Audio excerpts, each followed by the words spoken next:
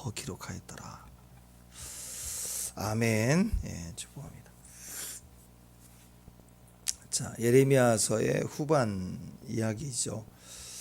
39장 기준 보시라고 그랬죠.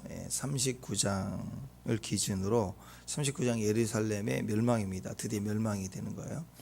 39장 이전은 멸망 이전 사건, 39장 이후는 멸망 이후 사건, 이렇게 기준을 보시라는 거예요. 39장이 멸망이니까 37장, 38장은 시드기야, 마지막 20대 왕의 이야기고, 그리고 지금 36장은 여호야김, 요시아의 아들 여호야김, 시드기야, 이 두 놈, 제일 나쁜 놈, 마지막 기록을 하고 있어요. 여러분, 요시야죠. 아버지 요시야. 그러니까 하나님 얼마나 절박하셨는가, 얼마나 간절하셨는가, 우리를 향한 사랑이 얼마나 끝없으신가. 보통 나라의 임금이 잘하든 못하든 죽으면 그 아들대로 하나로 끝나잖아요. 근데 지금 유다의 마지막은 그런 거예요. 막 너 셋 세면 죽어. 그래서 하나, 둘의 반. 그래도 말 안 들어. 반의 반. 또 말 안 들어. 반의 반. 막 이러고 기다리시는. 그러니까 하나님이 너무 안타까우신 거예요. 그 하나님이, 전능하신 하나님 막 망설이고 있는. 그러니까 요시야, 그 의로운 왕을 줬더니 난리를 피잖아요. 그래서 둘째가 똑똑해서 둘째를 세웠더니 애굽에 와가지고 바꿔버리잖아. 여호야김으로. 첫째 멍청한 놈을 왕으로 세워놓고 또 11년 지났어요. 그 여호야김, 정신 차려야 되잖아요. 반에 반 했으면 정신 차려야 되잖아요. 둘째를. 자기 아버지도 안 세울 만큼 멍청한 놈 세워놨으면 은혜잖아요. 그러면 깨달아야 되잖아요. 근데 그 아들놈 또 세우고, 그 아들 3개월 10일이에요. 3개월 10일. 또 바꿔주고, 마지막 시드기야 세워놨으면, 셋째, 제일 못난 놈 세워놨으면 또 정신 차려야 되잖아요. 또 11년 기회를 주는데 또 망치고. 그러니까 막 반에 반 막 이러고 계시면서 끝내 끝났다. 39장이 끝났다. 그 얘기입니다. 근데 오늘 너무나도 어리석고 바보 같은 일은 의로운 자기 아버지 요시야 때 어떤 부흥이 일어나는가를 눈으로 보게 했던 하나님께서 오늘 여호야김에게 똑같이 요시야 자기 아버지 때 일을 재현시키거든요. 그 위기 속에 그 아버지는 옷을 찢고 기도했더니 나라가 기회를 얻어서 대역전이 일어났는데, 그 아들놈은 똑같은 상황에서 읽어드리고 변화가 일어나고 백성이 움직이는 조짐을 주고, 그리고 성경을 갖다 줬더니 찢어서 불태워 먹고 있어요. 오징어 구워 먹었을 것 같아요. 제가 보고. 울릉도산 오징어가 꽈라 해가지고 그걸 구워 먹었을 것 같아요. 그러고 있는 거예요. 신하들이 말리고. 그리고 그 전에 막 백성들이 성전에서 읽었을 때 막 뒤집어지는 것을 보고, 오죽하면 이거 왕에게 읽어드리면 분명히 예레미야 바로 죽이려고 잡을 거다. 그래서 피하게 신하들이 예상을 해. 분명히 이 얘기를 하면 분명히 무슨 얘기 나올 거다 해서 딱 그냥 알면서도 기대도 안 하고 그래도 해야 될 것 같으니까 갔잖아요. 그러니까 이런 왕이었다라는 거, 여호야김. 그리고 나중에 이제 시드기야. 그리고 망하는 거거든요. 오늘은 36장은 여호야김 얘기입니다. 여호야김. 그러니까 여호야김 왕은 뭐냐? 불을 꺼트린 일이에요. 하나에 붙여놨는데 그걸 불을 꺼트린 놈이라고. 다 꺼졌는데 한 사람 때문에 그 아버지는 불이 살아났어. 불씨를 살려냈는데 그 아들은 지금 하나님 불씨를 살려냈다고요. 성전에서 읽게 하니까 막 부흥이 일어나기, 사람들이 심령이 불타기 시작해서 막 왕궁까지 올라갔는데 누구도 옷 찢는 사람도 없다. 그리고 그걸 갖다가 그 성경을 불때요, 불때. 불 끄는 지도자다. 그래서 별명이 소화기, 영적 소화기, 영소. 여호야김 그랬으니까 김영소 씨예요. 김영소 씨. 자, 21절, 22절 한번 읽어보십시다. 21절, 22절 읽습니다. 시작.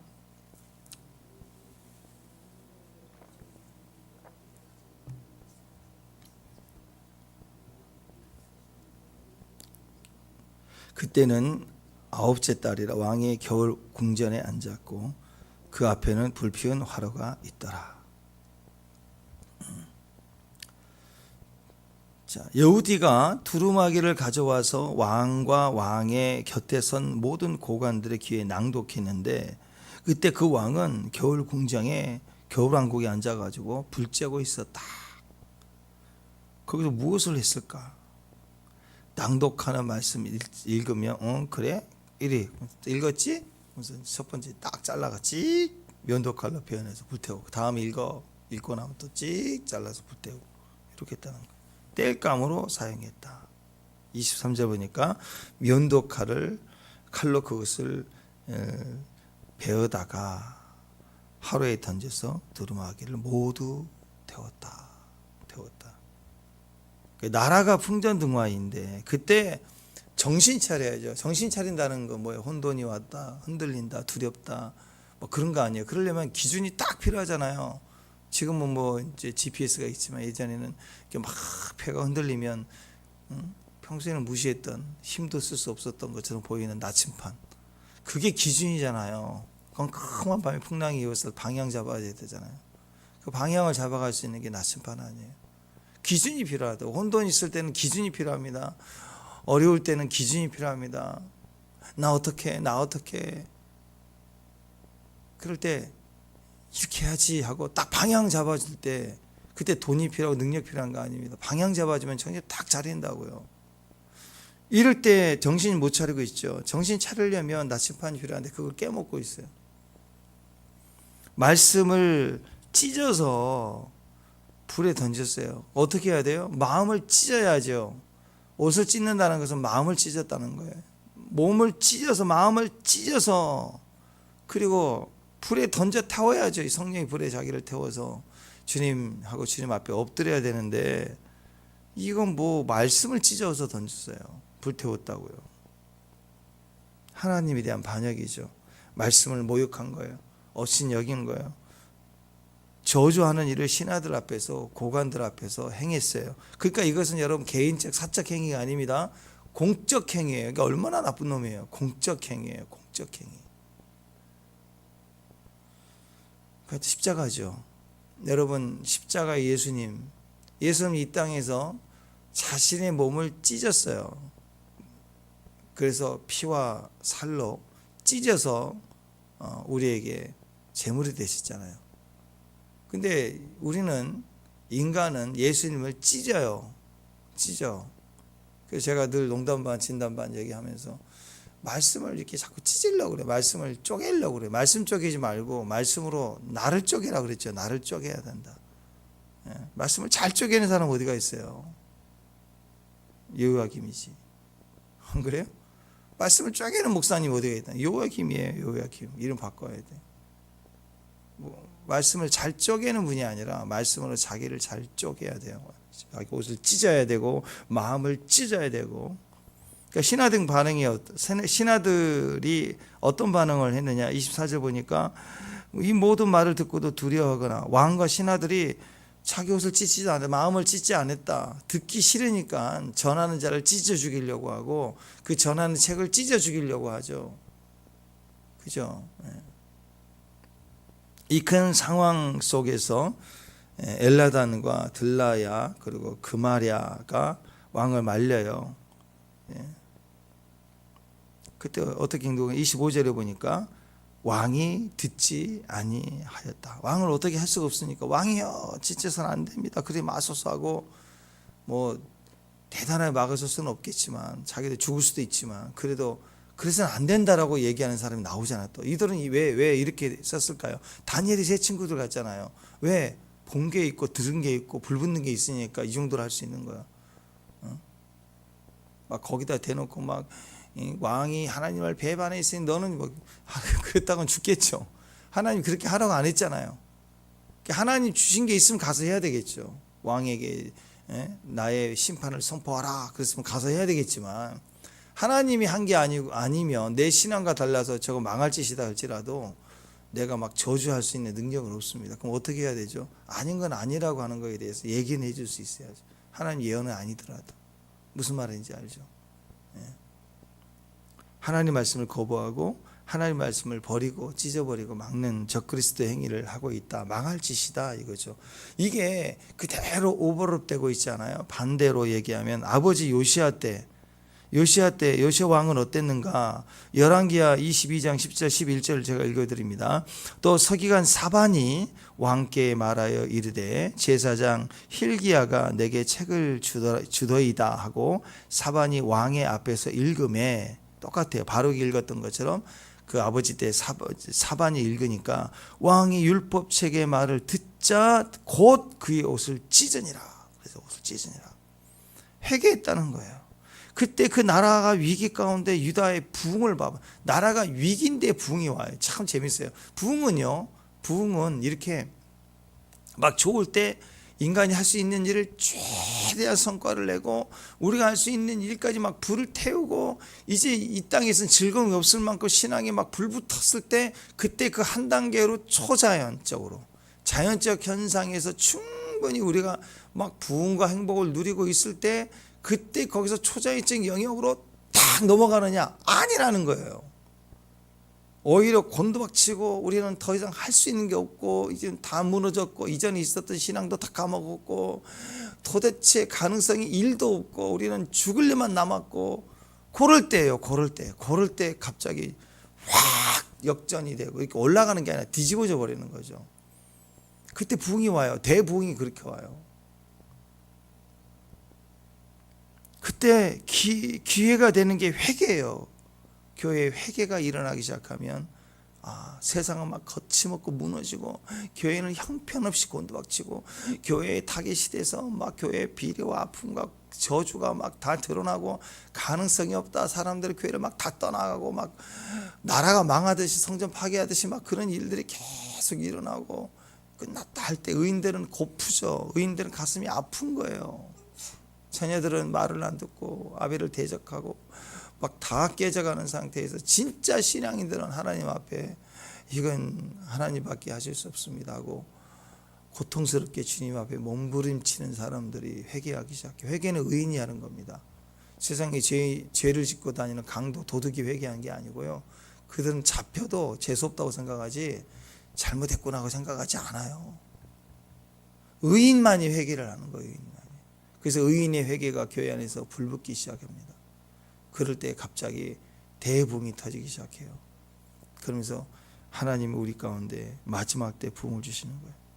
그러니까 위기를 모면하는 게 응답이라고 생각하는데 아니에요. 하나님의 응답은 우리는 이 위기를 나라의 위기를 하나님 면하게 해주세요. 이 나라를 구해주세요라고 기도할 때 하나님은 우리가 회개하잖아요. 그러면 나라를 구해주는 게 아니라 우리에게 부흥을 주시는 거예요. 부흥.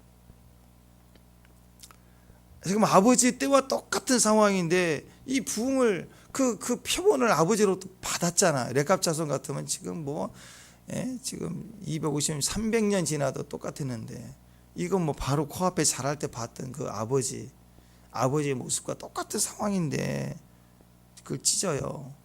불태워요. 하나님 이렇게까지 재현해 주신다고 이렇게까지 반복 비디오를 보여줘요. 현장 비디오를 보여주는데 못 깨달을까요?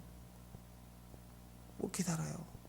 아마 찢었다는 것은 일부러 그런 것 같아요. 일부러 그 상황을 기억도 못해. 일부러.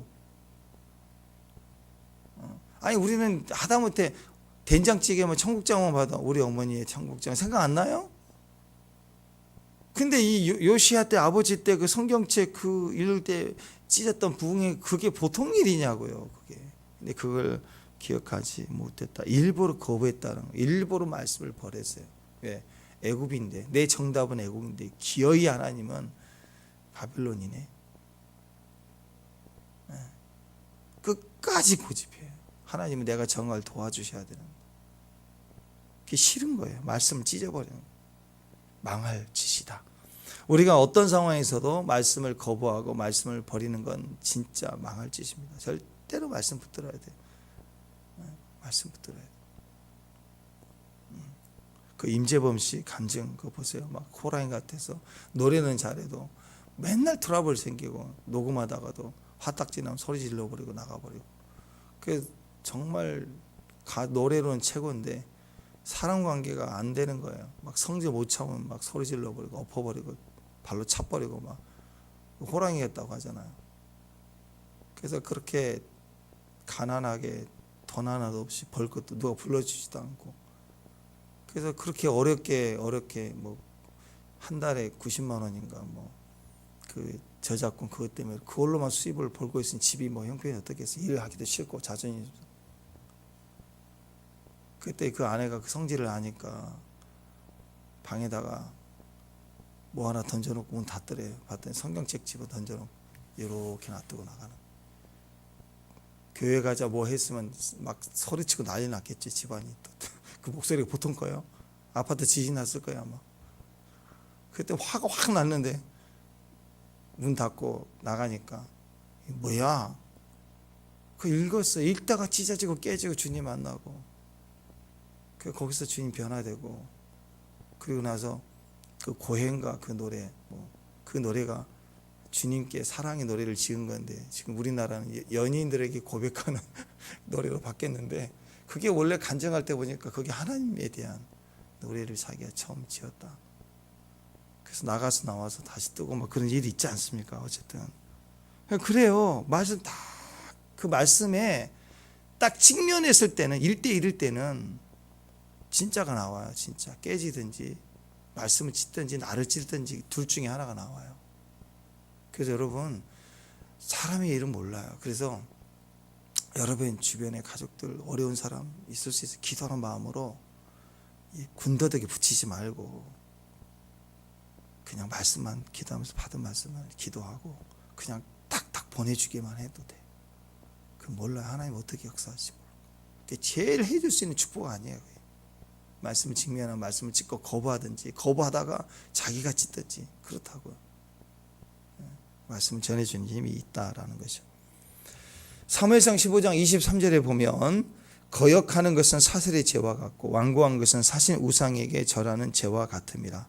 거역하고 완고한 것이 그 자체가 사슬 주술 막 점치는 죄고 우상 숭배하는 죄라는 거예요. 그래서 사무엘 선지자가 사울 왕에 그러잖아. 여호와의 왕이 여호와의 말씀을 버렸으므로 찢어버렸다 이거예요. 그러니까 여호와께서도 왕을 찢었다, 버렸다, 왕이 되지 못하게 한다. 이 나라 끝났다. 다윗에게 영적 전이가 일어나잖아요. 그때 다윗을 찾아가 기름 붓게 하잖아요. 사술의 죄는 점치는 거거든요. 무당 굿하는 거예요.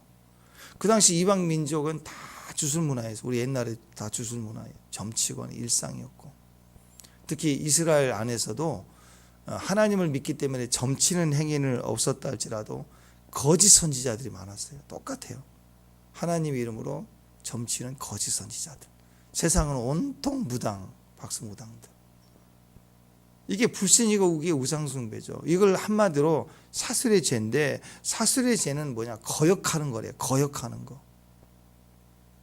그러니까 우리가 지금 매주 뭐 무당 찾아가지 않고 뭐 이렇게 점치고 그런 거 안 했다 할지라도 지금 사슬의 죄에 걸리는 사람 많겠죠. 알면서도 안 들어요. 거역하고 있어요. 아주 고집 피우고 있는 거예요. 그건 사슬의 죄 치고 점치고 있는 거예요. 또 사신 우상은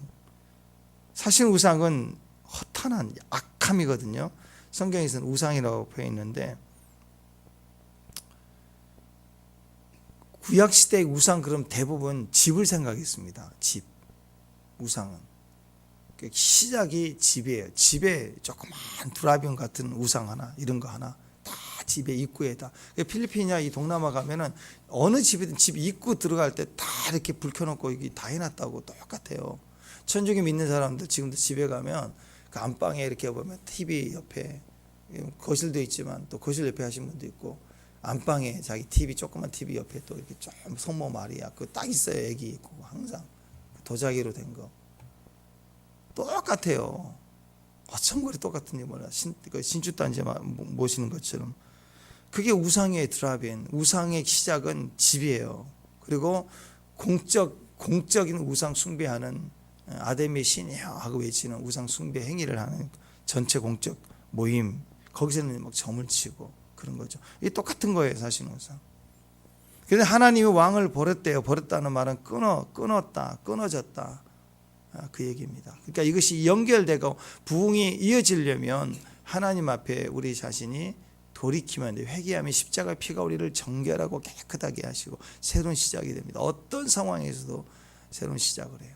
하나님 요시야를 기억해서 부흥을 줬지만 그 이후에 그 아들들 또 그 아들의 손자 그리고 또 마지막 셋째 아들까지 계속 너 반에 반 이렇게 기회를 주시는 거죠. 그건 기회를 주시는 거예요. 또 기회를 주시는 거 마지막이니까 기회를 계속 주시는 그 말은 뭐예요? 지금이라도 돌이키면 또 이어지게 하겠다. 다음 세대로 이어지게 하겠다. 하나님의 말씀을 거부하는 것 자체가 신주단자 매시고 점치고 구술하는 것과 똑같다 그 얘기입니다. 그래서 여러분 복음을 전할 때 그 복음을 받아들이지 않을 때 어떻게 하라고 그랬어요? 바다의 먼지를 털어버리고 과감하게 돌아서라 그런 얘기를 하잖아요. 왜? 상관하지 말라. 심판에 대해서 너는 상관하지 말라. 마음 아파하지 말라. 다음으로 가라 이렇게 말씀하시는 거예요. 그게 증거를 삼는다라고 했습니다. 누가복음 9장 5절에 보면 누구든지 너희를 영접하지 아니하거든. 복음을 전했는데 영접하지 않은 거. 너희를 영접하는 게 아니라 하나님을 거부하는 거잖아요. 그러니까 그 성에 떠날 때 너희 발의 먼지를 떨어버려 그들에게 증거를 삼아라. 발의 먼지를 터는 행위는 하나님을 거부하고 심판이 임한다는 사인인 거예요. 사인. 자, 신명기 보면 왕에 대한 명령이 나와 있거든요. 왕. 신명기 17장 18절 19절에 보면 그가 왕위에 오르거든 이 율법서의 등사본을 레위 사람 제사장 앞에서 책에 기록하고 평생에 자기 옆에 두고 읽어서 그의 하나님 여호와의 경외하기를 배우고 그 율법의 모든 말과 그 규칙을 지켜 행하라. 왕은 그 옆에 반드시 율법을 두고 읽게 하고 그 말씀을 따라 하나님 경외함을 가져야 돼. 경외함을 가지고 늘 묵상하고 그 말씀을 지켜내야 돼. 왕은 말씀을 지키는데 나라를 잘 다스려요. 왕은 힘이 필요하고 외교력이 필요하고 지혜가 필요하고 왕은 능력이 필요한 게 아니라 왕에게는 말씀이 필요하고 말씀을 경외하고 말씀을 따라 지키면 나라가 변상하고 나라가 지켜진다는 얘기예요. 이걸 지나가는 개도 알 만큼 유대인들은 어렸을 때부터 다 알았다고요. 그러니까 왕이면 당연히 알아야 될 거고 그 신하들도 당연히 왕은 그래야 되는 걸 알기 때문에 신하들이 할 수 있는 거 왕에게 막 맛있는 거 먹여주고 무슨 기생을 붙여주고 막 이런 일을 하고 인기 얻어서 줄 서려고 할 생각이 아니라 진짜 신하들은 뭐 해야 돼요? 옆에서 왕 옆에 말씀이 있어야 되고 말씀을 읽어드릴 수 있어야 돼. 말씀 얘기를 해주고 자꾸 그렇게 해야 된다고. 그럼 왕은 오직 말씀으로 살아야 돼요. 신하와 왕들의 모임은 말씀을 두고 모여야 되는 거예요. 그게 진짜 신하고 진짜 왕의 모습이었다. 근데 그걸 찢어버려요. 왕은 평생에 자기 옆에 율법서 등사본을 만들어 놓고 항상 읽고 배우고 지키고 스스로 해야 되는 거예요. 그래야 나라가 번성하고 나라가 지켜진다는 거예요. 근데 그 메시지조차 무시하고 면도칼로 얼마나 바보였으면 면도칼은 면도할 때나 써야죠. 그걸 거기다가 또 이렇게 배 가지고 불이나 쬐고 있고. 자, 백성들은 불붙기 시작했고 성전에서 들려져 오는 바룩의 낭독을 통해서 막 뜨거워지기 시작하는데 왕궁에서는 세상 힘을 가진 왕궁에서 왕과 신하들은 우습게 여기고 그 불을 꺼트리는 일을 하였다. 불을 죽였다. 그 얘기입니다. 여러분 상황이 변화되는 것을 볼 때 우리가 내일을 예측할 수 있다는 게 세상 기준입니다. 상황을 보고 내일을 예측하는 똑똑이들이 그 순간은 이기는 것 같아도요 다 어려워요. 아니 IMF 때 부자들이 그 기업들이 뭐 정부 관련된 사람들이 다 살고 우리만 죽었나요? 다 같이 망했어요. 다 같이 어려웠다고. 똑똑해도 정도 차이가 있죠. 다 어려워요. 다 망한다고. 말씀에 대한 반응을 보고 움직여야 사는 거예요. 말씀의 반응을 볼 때 나의 내일이 어떤 것인가를 분별할 수 있는 거예요. 말씀을 환영하고 받아들이는가, 말씀을 거부하고 무시하고 그리고 떠나갔는가, 그걸 통해서 그 사람 내일을 그냥 딱 보면 아는 거예요. 그냥 딱 보면 알아요. 그 사람 내일이 어떻게 될 것인가. 예, 기억하십시오. 이 말은 무슨 뜻입니까? 말씀을 직면하라는 얘기예요. 지금부터 말씀을 대면하라. 그리고 그 말씀에 반응만 하면, 그리고 그 말씀에 불이 붙으면 산다 이거예요. 산다. 다시요. 세상 따라가면 망한다, 말씀 따라가면 산다, 그 얘기가 아니라 그 얘기. 그러니까 말씀을 선택하면 살고 세상을 선택하면 망한다. 그럼 이건 너무 그냥 교과서적인 이야기고, 주님이 이 얘기를 하시는, 우리에게 주신 메시지는 말씀을 받아 불붙으면 너 살아 이거예요. 너 살아. 지금이라도 말씀만 붙들면 너 산다. 그거 딱 하나예요. 말씀 버리면 망한다가 얘기 아니라. 아니, 자녀에게 교육을 할 때 여기 이게 독약인데 이것은 쥐를 잡을 때 쓰는 거고 짐승 잡을 때 쓰는 거야, 여기 있는 거. 그러면서 얘기하기를 이거 먹으면 죽어 너도. 근데 이것을 먹지 않아야 살아. 그 말은 너 죽는다는 걸 얘기하는 게 아니잖아요. 주의하라. 너하고 상관없는 거다. 경계를 세우는 말이지 꼭 죽어 그 얘기는 아니잖아요. 신명기에서 했죠. 예. 축복의 메시지 우리에 속한 거고, 그걸 하라는 적극적인 메시지지, 그 나머지 저주, 너 이거 하나님 떠나면 너 망할 것이다 하는 저주는 똑같은 둘 중에서 선택권을 준다는 얘기가 아닙니다. 이건 절대 아니다라는 경고를 주는 거고, 오직 할 것만 얘기하고 계시는 거예요. 그러니까 내 귀에 좀 거스리고 불편하고 답답하고 그럴지라도 자기 회심의 기회로 삼아서 말씀만을 붙들고 가라 이거예요. 말씀에 불 붙으면 너 산다. 불 붙으면 산다. 불 붙어야 돼요. 여기에 불 붙어야 된다고. 타다만 장작처럼 희나리처럼 그렇게 타닥 불 붙이면 샀다가 꺼졌다가 그러면 안 된다는 거죠. 절대로 안 망합니다. 하나님이 심판을 말씀하셨으면, 하나님이면 당연 심판이 100% 일어날 수밖에 없는 거 아니에요? 그런 상황이라도 말씀에 순종하면 뒤집어진다고요. 니느웨 성에 얘기했잖아요. 하나님이 100% 말씀하신 심판은 100% 이루어질 수밖에 없는 일인데도 그때라도 말씀 붙들고 마음을 찢으면 뒤집어져요. 근데 하물며 세상이 예측하는 거야. 내일은 이럴 거야, 모레는 이럴 거야, 금리가 이럴 거야, 경기가 이럴 거야.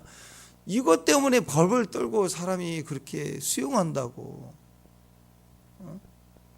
그런 어리석음 되지 말라고요. 100% 임할 수밖에 없는 심판 중일지라도 말씀 붙들면 다시 기회를 줘요. 그 한 사람 때문에 기회를 준다고. 소돔과 고모라 성에 보세요. 의인 50 없죠. 10명까지 대답해야지 없죠. 근데 의인 한 사람 있으면, 당연히 의인 한 사람만 있어도 하나님 안 무너뜨린다고. 한 사람도 없는 거예요. 그러니까 더 이상 묻지를 않죠. 그래서 심판이 임할 수밖에 없었다는 거예요. 그러니까 심판이 임한 곳에 이제는 약속의 자녀들을 끄집어내야 되니까 천사 보내서, 초자연적 일을 보내서 끌고 나오잖아요. 하나님 역사는 그럴 수밖에 없는 거예요.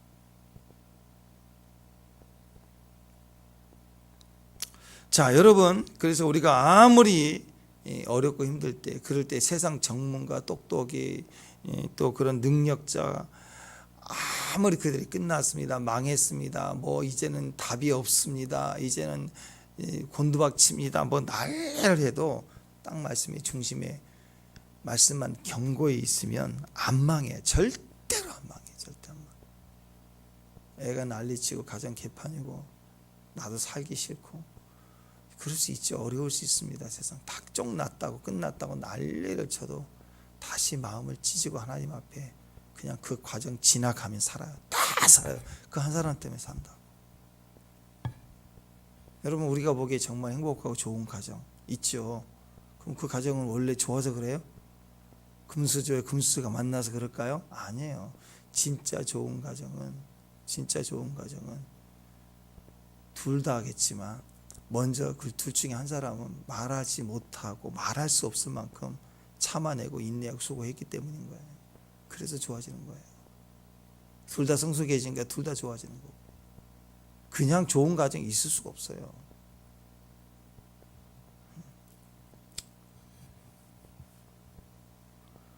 자, 디모데후서 3장 16절 보면 모든 성경은 하나님의 감동으로 된 것으로 교훈과 책망과 바르게 함과 의로 교육하기에 유익하니 이는 하나님의 사람으로 온전케 하며 모든 선한 일을 행할 능력을 갖추게 하려 합니다.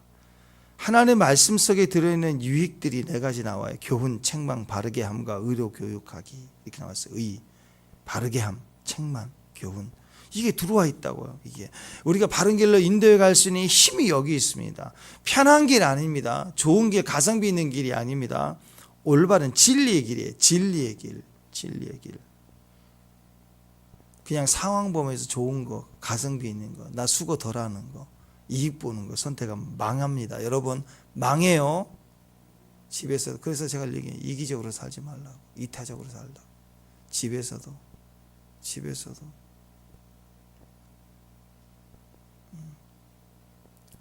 그 보면은 이타적인 사람이 참 기억이 나와요. 산을 오를 때 힘들 때도 배려하는 거. 자기도 힘들지만 남의 기준을 두고 쉬는 시간을 결정하는 거. 약한 자들을 결정하는 거. 또 음식을 먹을 때도 그래요. 다 먹을 때도 나 좋아하는 것만 먹고 먹을 거 하나도 없다. 근데 보세요. 뷔페에 가가지고 얼마나 음식이 맛있어요. 요즘에 웬만하면 다 비교가 되니까 음식이 다 맛있더라고요. 다 맛있어요. 근데 어떤 사람은 먹을 게 하나도 없더라. 다 먹고 나서 먹을 게 하나도 없더라. 왜 그래요? 자기 먹을 게 없어서 그래요. 자기 입맛에 안 맞는다는 거죠. 보면 먹을 게 너무 많은데 라면 하나에 그래도 맛있게 먹는 사람, 이기적인 사람은 맛이 없어요. 이타적인 사람은 맛있어요. 뭘 먹어도 가치 있는 거. 다른 사람을 보기 때문에 어떻게 섬길 것인가. 그러니까 여유 있게 보기 시작하죠. 이기적인 사람은 늘 계산해야 돼요. 물건 하나 사도 늘 계산해야 돼요. 이타적인 사람들은 물건 살 때 쉬워요. 누구 거? 누구 둘째 먹을 거? 너 툭툭툭 손다고. 근데 마트에 가서 장 볼 때도 이기적인 사람은 자기 것만 골라가. 자기 것만. 눈에 불 켜고. 이게 다 보여, 애들도. 주님은 어떨까요? 우리를 향한 눈동자가 어떠실까요? 예, 오직 나보다 남을 낫게 여기고 하셨던 그분이 십자가 그 공의와 사랑 다 남에 대한 기준이죠. 축복합니다. 우리 그 자리를 가야 되고 그 자리에 서야 됩니다. 상황 보지 마세요. 자기 것 중심에 두지 마세요. 오직 말씀 붙들고 왕은 우리가 왕 같은 제사장이니까 왕은 옆에 율법서를 말씀을 두고 그 말씀을 묵상하고 그 말씀에 따라서 경향을 배우고 말씀을 따라 살아가는 게 왕의 일이에요. 왕의 일. 그래야 나라가 산다고. 말씀을 버리면 이기적으로 살아요. 그럼 나라 망한다 그 얘기예요. 말씀을 붙드는 길이 자세히 보면 결코 편한 길은 아닙니다. 그러나 진리의 길입니다. 그래서 대가를 치러야 되고 부딪혀 가야만 하는 길이지만 결국 좁은 길이기 때문에 힘들어 보이지만 그렇지 않아요. 다 살아요. 다 살게 하는 것. 전체를 책임질 수 있는 힘이 거기에 있더라. 가끔씩 막 교회를 개혁해야 된다. 막 그렇게 흥분하는 사람들이 있어요. 세상의 모든 뉴스마다 막 교회와 연결시켜서 막 불을 토하면서 막 정의의 사자처럼 얘기하면서 정의를 부르짖는. 요즘 그 윤석조 목사님 그 세습 얘기 나오니까 그 앞에 막 난리가 났더만요. 근데 가만히 보니까 재밌는 일이 있어요.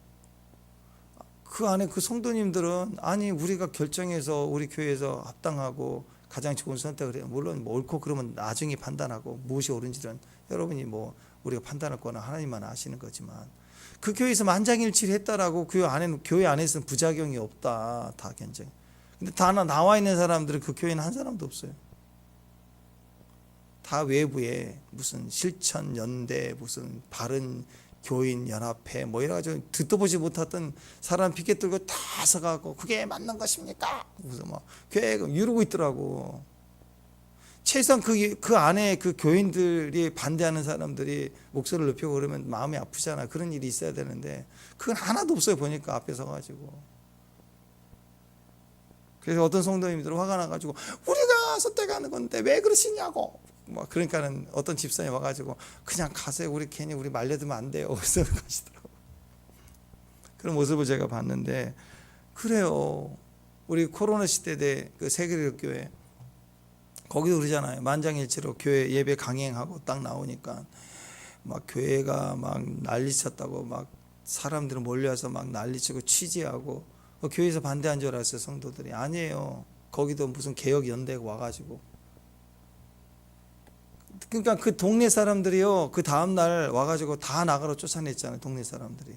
이 교회 하나가 그 들판에 아무것도 없을 때 교회 세워질 때부터 우리 지역사회 역할을 감당하고, 교인들이 아니라 그 지역 사람들이 와갖고 그 대형교회가 얼마나 좋은 일을 많이 하는지 덕을 세우니까 교인들이 나서면 또 싸움이 되잖아요. 목사님도 곤란하고. 근데 그 지역 사람들이 나와가지고 니들이 뭔데, 이 교회가 얼마나 우리한테 유익을 줬는데 하고 막 방어하고 나 쫓아내고 그랬잖아요. 그러니까 여러분, 저는 그렇게 좋아하지 않아요. 이렇게 정의를 아무리 맞고 굴려고 무슨 일이 있어도 막 으쌰 해갖고 그런 게 아니라고. 진짜 만나봐야 되고 직접 체험해보고 그리고 그 사정을 봐야 되는 거예요. 그 말만 듣고 막 입으로만 떠들어내는 소리 몇 장 듣고 그렇게 해석하는 거 듣고 와서 막 이렇다 저렇다 아니에요. 보면은 소리는 맞는 것 같은 얘기를 하는데 영이 혼탁돼 있습니다. 영적인 게 전혀 혼탁해요. 영이 아니에요. 섞인 영이에요. 복잡합니다. 정의하지만 억울함만 가득 차 있어요. 진짜 과부들은 하나님을 찾고 있는데 과부 영을 가진 사람들은 막 과부보다도 막 더 억울해서 막 외치고 있는 그런 모습인 거예요. 사람의 영이 거절감도 있고 비판 의식도 있고 분노도 있고 시기도 있고 질투도 있을 수 있습니다. 억울함도 볼 수 있고 불의도 볼 수 있죠. 근데 그걸 볼 수 있는 눈이 아니라 그 속에서라도 하나님을 볼 수 있고 하나님의 말씀을 붙들 수 있는 것, 그 불붙는 게 있느냐가 중요한 거예요. 이 상황이 너무 어렵습니다, 고통스럽습니다가 아니라 불붙는 게 있느냐는 거예요. 불붙는 게 있는 게 살리는 힘이라고요. 개혁한다, 변화시킨다 하면서 불 다 꺼뜨리는 거. 시드기야, 요야, 김 같은 과라는 거죠. 변화와 개혁을 부르짖으면서 영을 다 죽여버리는 거. 부흥이 일어나고 있는 불을 다 꺼뜨려버리는 거. 이게 마귀 짓입니다. 하나님의 생명이 시작된 걸 도둑질하고 죽이고 멸망시키려는 것 뿐이다. 이게 마귀 역사 아니에요? 불이 붙어 살아있는 상태, 그 불을 막 계속 때우는 거. 나를 찢어서, 내 옷을 찢어서 태워야죠. 내 옷을 찢어서 태워야죠. 근데 성경을 찢어서 태우려고 그래요.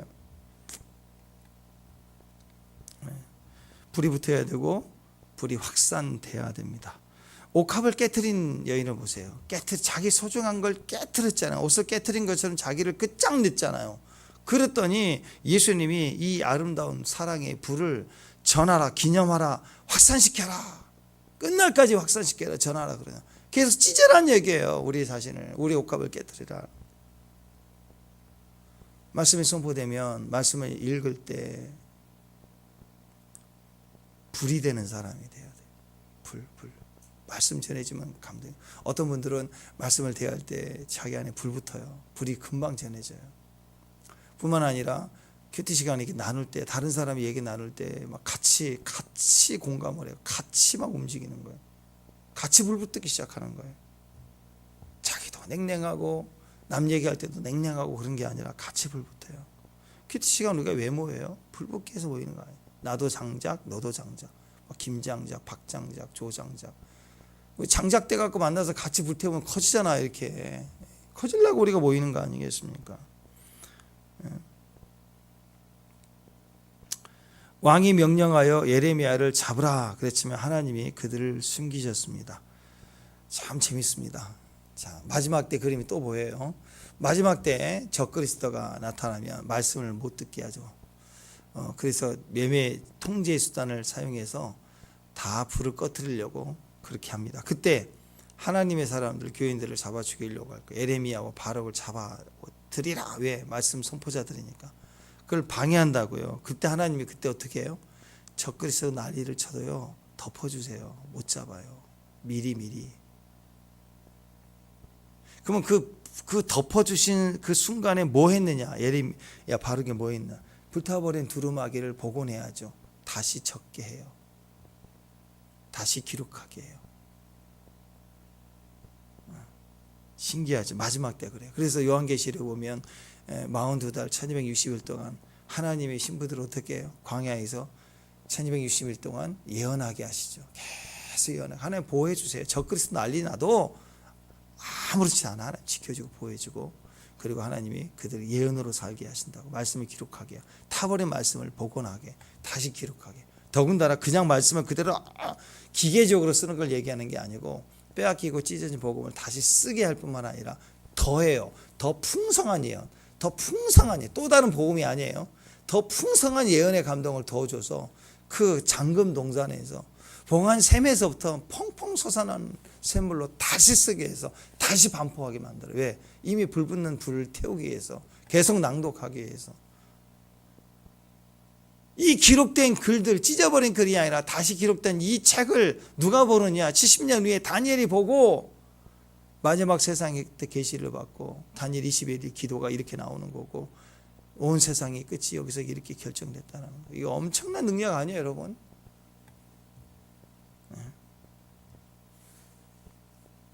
바룩과 예레미야가 다시 예레미야에게 다시 예언이 임하고 다시 전하는 그 일을 바룩이 서기관이잖아요.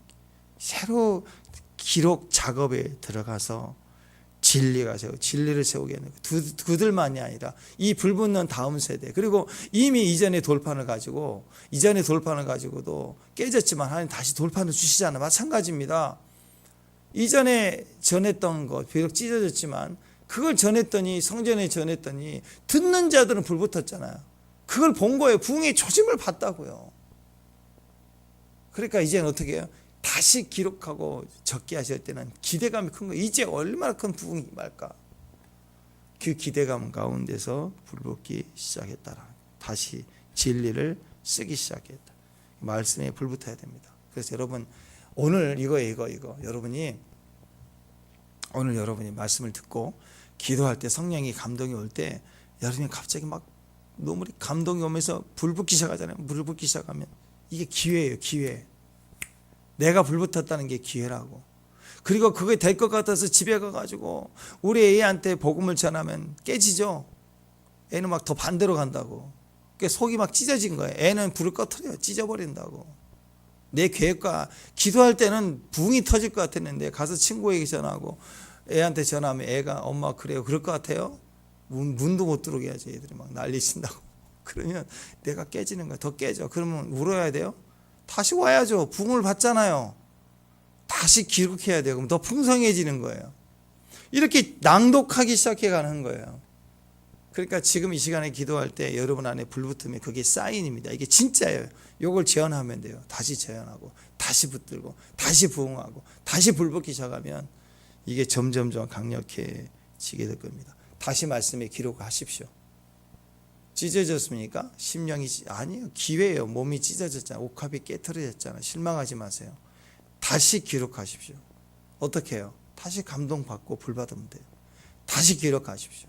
다시 기록하십시오. 다시 말씀을 또 기록하십시오. 그러면 부흥이 불붙기 시작할 거예요. 이런 귀한 가정, 우리 교회 또 그런 삶의 현장의 터가 되시기를 주님의 이름으로 축원합니다. 기도하겠습니다. 전하지 못하도록 복음이 찢겨지는, 내 가슴이 찢겨지고 마음이 상하고 복음 때문에 고난을 당하는 환경이 온다 할지라도 다시 말씀을 기록하는 자들, 다시 부흥을 열어가는 사람들, 불붙는 사람들, 사명의 사람들, 그런 종들 될 수 있도록 도와주옵소서. 예수님 이름으로 기도합니다.